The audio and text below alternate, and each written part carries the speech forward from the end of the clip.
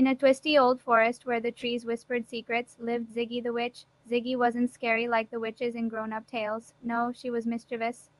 Her pointy hat was always crooked, her broomstick squeaked like a rusty door, and her cauldron bubbled with fizzy giggles instead of potions.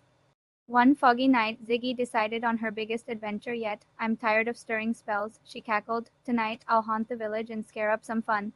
She hopped on her broom, zoomed past glowing fireflies, and whooshed toward the sleepy village below. The moon hung low like a giant silver eye, watching her every move.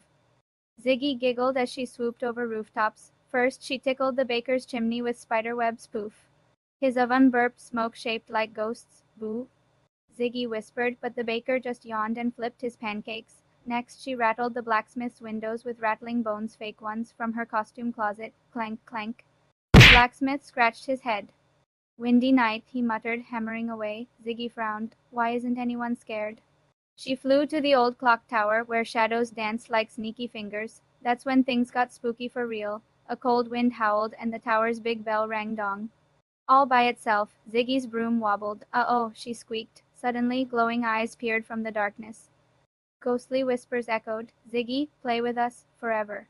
It was the tower spirits, real, misty ghosts who hadn't scared anyone in years. They swirled around her, icy fingers tugging her hat. Ziggy's heart thumped like a drum. Her broom spun out of control, crashing into a pile of leaves. Help!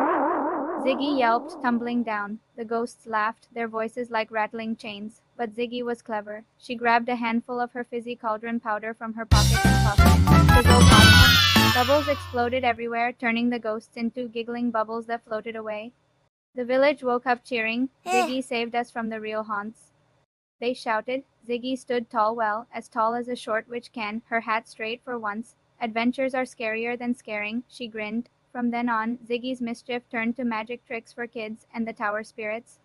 They bubbled happily in the treetops, waiting for the next windy night.